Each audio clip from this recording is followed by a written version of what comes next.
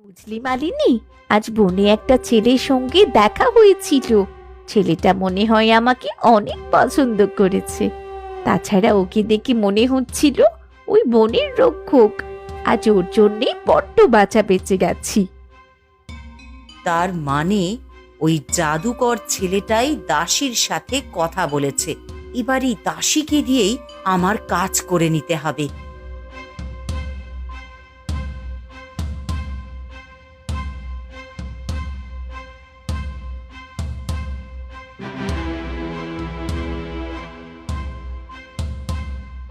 মহারানী আমায় ডেকেছেন? হ্যাঁ, ডেকেছি।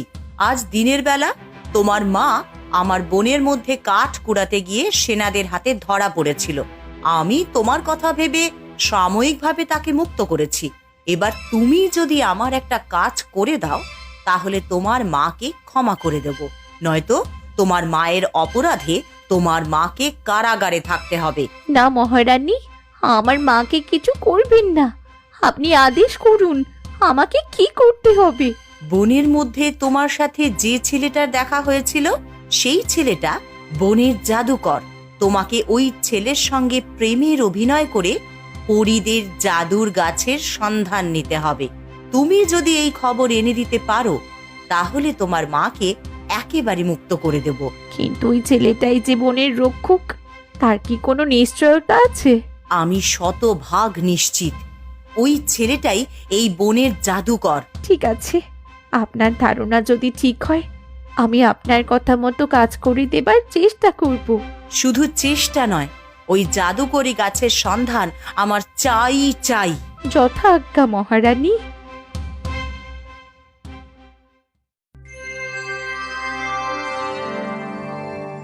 অর্ণেশ, অর্ণেশ, তুমি কোথায় অর্ণেশ? কি হয়েছে? এভাবে ডাকছো কেন? না, এমনিতেই। লজ্জা পাচ্ছ কেন? আমার মতো তোমারও কি আমাকে দেখতে মন চাইছে? মন চাইছে বলেই তো দেখা করতে এলাম। বেশ, তাহলে আর লজ্জা না পেয়ে মন খুলে কথা বলো। আচ্ছা, এই বনের কোন কোন জায়গা তোমার চেনা?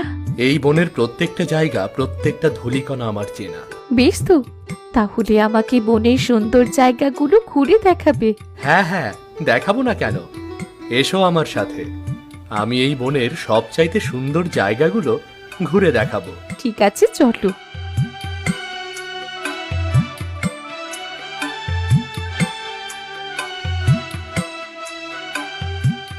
সত্যি, এই বনটা যেমন ভয়ঙ্কর তেমনি সুন্দর।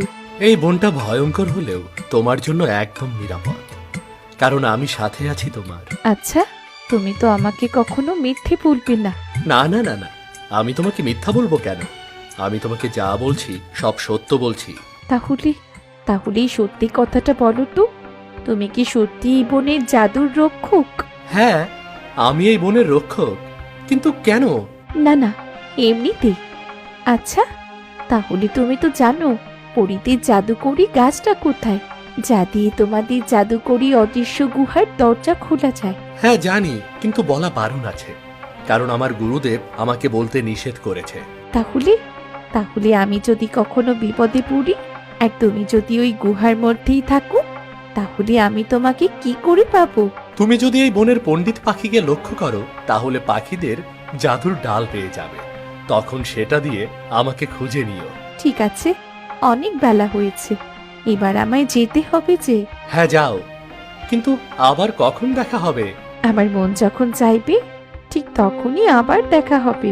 এবার আমি চললাম তবে।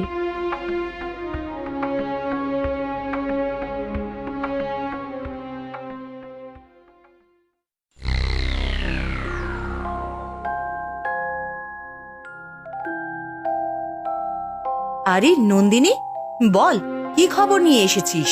মহারানী, আপনার ধারণা একদম সঠিক। ওই ছেলেটাই বনের জাদুকর। বাহ বাহ, কি খুশির সংবাদ নিয়ে এসেছিস। তো এবার বল, পরীদের জাদুর গাছ কোথায়, যা দিয়ে জাদুকরের অদৃশ্য গুহায় প্রবেশ করা যাবে? পরীদের জাদুর গাছ কোথায় তা তো সরাসরি বলেনি, তবে বলেছে বনের পণ্ডিত পাখিকে অনুসরণ করলে ওই জাদুর গাছের ডাল পাওয়া যাবে। এইটুকু জানার দরকারই ছিল। যা, এবার চলে যা, সময় হলে আবার ডাকবো।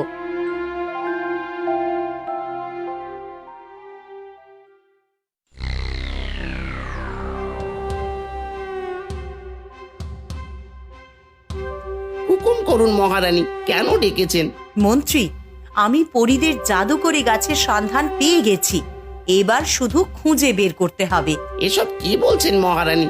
আপনি এত সহজেই পেয়ে গেছেন? বুদ্ধি থাকলে কোনো কিছুই অসম্ভব না। এখন আপনার আর আমার কাজ জঙ্গলের পণ্ডিত পাখিকে অনুসরণ করা। কিন্তু মহারানী, এই পণ্ডিত পাখিটা আবার কোন পাখি? বোকা কোথাকার, বনের কাঠ ঠোকরাই বনের পণ্ডিত পাখি। কাল থেকে আমাদের কাজ হবে কাঠ ঠোকরাকে অনুসরণ করা। যথাজ্ঞা মহারানী।